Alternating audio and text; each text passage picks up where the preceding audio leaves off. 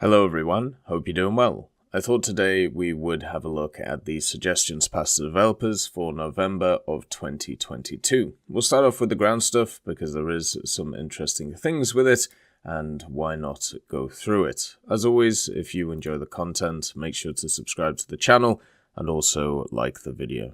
The first one is for America, and it is the M1296 Stryker Dragoon. This is basically a Stryker with a different turret and also a bunch of different additions. The US Army was looking to improve firepower of the baseline M1126 Stryker infantry carrier vehicle, and in 2015, the US Army approved a lethality upgrade by equipping a total of 81 Strykers with 30mm unmanned turrets. This significantly increased firepower of the Stryker while preserving its mobility. The first upgraded vehicle, designated the XM1296, was delivered for testing and evaluation in 2016. Its official designation is Infantry Carrier Vehicle Dragoon, or ICVD. The first operational vehicle was delivered to the US Army in 2017. Modifications were made to the hull roof of the Stryker in order to install a Kongsberg unmanned turret with a Mark 44 Bushmaster 2 30mm cannon. This added 2 tons of weight to the vehicle. It can effectively engage lightly armored vehicles up to a range of 3,000 meters. This cannon also fires airburst rounds that explode above the target. It allows it to hit people hiding in trenches and also behind walls. Airburst rounds are also effective against unmanned aerial vehicles. The cannon has a dual-feed system, so the gunner can rapidly switch between ammunition types. A total of 156 ready rounds are stored in the turret, with 78 rounds per side. There's also a M240 coaxial 7.62mm machine gun. Total of 400 ready rounds are stored in the turret. Additional rounds can also be carried in the hull. Despite the increased firepower and increased weight, the M1296 Dragoon preserves wheel mobility advantages of the Stryker. In order to cope with the increased weight, they also upgraded the suspension and also gave it wider tires. The next vehicle is the FV3903, the Churchill Mk.VII AVRE, the Churchill 165 basically. This was introduced in response to early Churchill's negative experiences at Dieppe, where their accompanying Canadian Royal Engineers had been killed, leaving them unable to breach the wall and unable to climb it because of waiting German AT guns.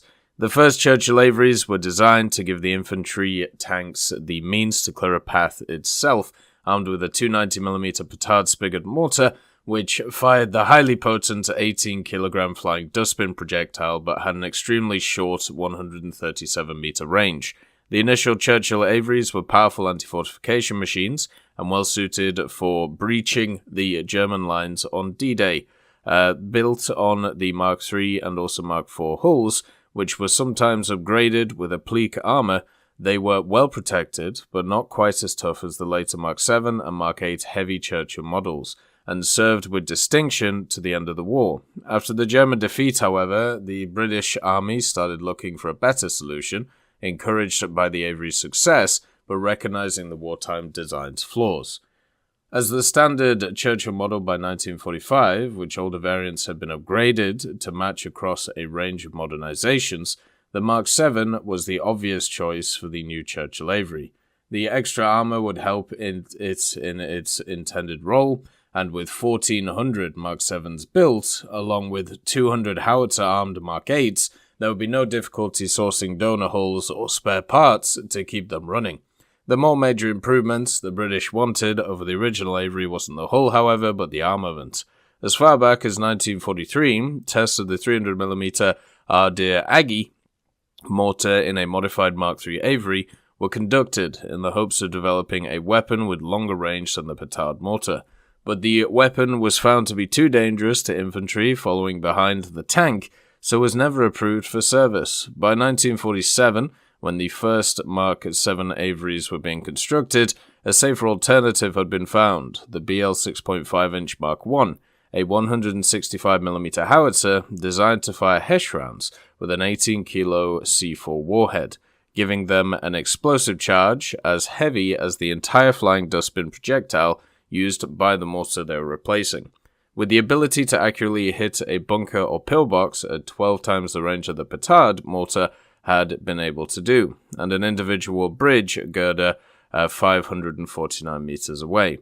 The weapon was considerably longer ranged and more accurate than the older weapon, although Mark III and IV AVREs continued to serve alongside the Mark VIIs until 1964, just 1 year before the FV3903s were also retired. Early models, later redesignated as the L9 demolition gun, lacked the mid-barrel fume extractor of the Centurion AVRE's L9A1, but at least some of the later Mark VII conversions had fume extractors on their guns, which were therefore either prototype or full production L9A1s. For Japan, we have the Type 4 Ha-To. This was a Japanese self-propelled gun produced from late 1944 until the end of the war. There was only 4 vehicles completed. Basically, you could class them as prototypes. They didn't have a lot of resources available for the project, and also they kind of moved the resources to other things. The Ha-To was equipped with a unique Type 3 300mm mortar, which had a range of about 3,000 meters. The vehicle was also quite quick. It could go 40 kilometers an hour on the road, and the gun elevation was reduced to 50 degrees, and the gun's ability to move to the sides was unfortunately very limited. The Type 4 had a crew of 7 people, a driver, 4 loaders, a commander, and a gunner. And also the driver and commander would be seated in the cabin, and everybody else would go on the back, obviously. And since this thing is I suppose a 4-off prototype, there's not a lot known about it. It is known that the gun itself, it fires a 170 high explosive projectile, whatever that means. And also, the shell velocity was around about roughly 150 meters per second. So, there you go. The reload also took several minutes. I'm not sure this would work in the game. For China, they have the ZTZ-59 Heavy Infantry Fighting Vehicle, which is kind of interesting as an idea. Basically, it's China's new heavy infantry fighting vehicle. The vehicle is the result of a conversion from old Type 59 tanks. It was first seen in 2017, and it's also primarily intended for export customers. Basically, China and many other countries operate or store thousands of types of Chinese Type 59 tanks, or similar Soviet-era T-55 tanks or T-54 tanks. They hold low value on the modern battlefield. The Type 59 tank itself is actually a Chinese version of the T-54-55 series, and these old tanks are vulnerable to most modern anti-tank weapons. However, this surplus of tanks can be converted into the ZTZ-59 infantry squad to extend its operational life. On the other hand, Israel, which so far is the only country that uses heavy APCs, converted T-54-55 tanks that were seized from Arab troops in the Arab-Israeli War into Achzarit heavy APCs. Israel also converted the Centurion and Mk./VII MBT into heavy APCs such as Nag-Machon, Nag-Padon, and also Neymar. Other similar vehicles originating from the T-54-55 family, such as the Russian BTRT, Ukrainian BMP-55, or Indian Tamur, were not produced. Only Achzarit Israel is produced and used in operations. The ZTZ-59 provides much better protection for the crew of the vehicle and the army it carries when compared to most armored troop transports vehicles and modern infantry combat vehicles. The front engine provides additional protection. Its main role is to bring troops onto the battlefield amid enemy fire. Sometimes the kind of vehicle is called a battlefield taxi, basically from Israel. The ZTZ-59 is immune to heavy machine gun fire. The vehicle front arc provides protection from 90mm armored piercing projectiles, and the sides can withstand rocket launcher attacks such as RPG-7s, and several possible anti-tank missiles.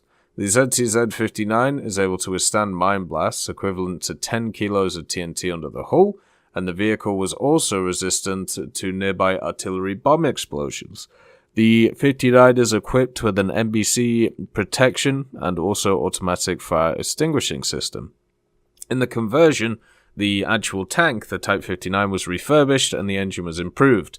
The turret was removed and replaced with a much smaller turret and the structure for the troop compartments.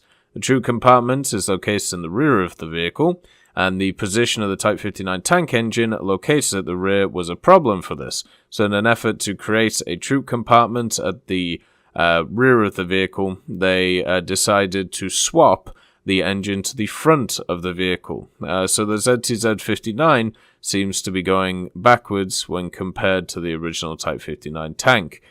This can be seen on the first wheel drive of the Type 59 tank, which has a characteristic where there is a wider gap on the second road wheel. On the ZTZ-59, the gap between the wider road wheel is behind the vehicle, so basically on the back of the vehicle.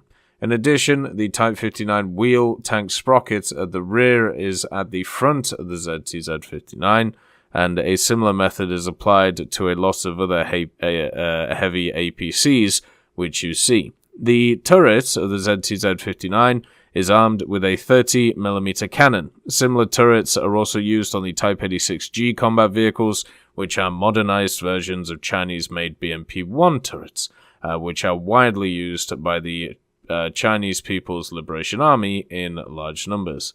The cannon can damage armored targets at a distance of 1,500 meters, other land targets at a distance of 4,000 meters, and helicopters at distances of up to 2,500. This armored vehicle turret does not have a coaxial machine gun. The vehicle has a crew of 3, namely the commander, the gunner, and also the driver, and also is powered by the same diesel engine as the Type 59, the 520 horsepower one. The next vehicle is the AMX VCI with the M55 turret. Basically what this is it's a APC which is based off the AMX 13, which is called the AMX VCI, and has also the M55 turret from America, which is of course the Second World War turret, the M3 half-track turret with the 50 cals on it. That's pretty much it. The next vehicle is the STRV-104 L44, and this is just an upgunned STRV-104 with a German 120mm L44. What happened is it was created in the early 1990s, and at the time Sweden had acquired the last of the Centurions from Switzerland, 16 Centurion Mark 7s, which were in good condition, to be used to study the protection of the STRV-122. These tanks were mainly stationed in FMV in Carlsberg, and they were used to develop the Swedish-built STRV-122. Only the 105mm gun was not good enough for the testing, and so therefore the Centurion, which had now been converted into the STRV-104, was refitted with a German-made 120mm L44. So this modification was never meant for proper service. It was used as a gun rig and not exactly as a tank by itself. The next vehicle is an upgunned M10, the M10 SA-50. This vehicle's history started in 1951 when Israel acquired 27 M10 tanks from a UK junkyard. The tanks were in not a great state and needed a lot of repairs, and also the mechanics needed to restore their guns, mainly the 76mm M1s, which weren't in great condition. The gun itself had been considered obsolete as well, and therefore needed to be replaced. The initial plan was to mount the 17-pounder on the tanks to replace the M1, but negotiations about acquiring the gun weren't going exactly well. So then they had the idea of upgunning the M10 with a modern SA-50 gun, which was considered a big improvement. Israel had requested the assistance of France to develop the new tank in 1953, and France had agreed to help and had quickly built a prototype themselves to check the suitability of the concept. After having built their own prototype, France had taught the Israelis how to do it, and then they were able to basically build it. But then came another idea from France, knowing that Israel was in negotiations to acquire the 17-pounders for the Shermans. The French had proposed to mount their gun on the Sherman as well, and the contract was much more juicier for France, as there was 300 Shermans to rearm instead of 27 M10s. Israel adopted the idea of the Sherman being upgunned and concluded that the M10 with the SA-50 was not needed, and therefore the Israeli M10 was used for secondary roles and armed with the 17-pounder that was already acquired from the UK. So therefore, at the end of the day, you could technically get 2 models of the M10 in the game. That's all of the stuff passed to developers for November 2022 for Ground.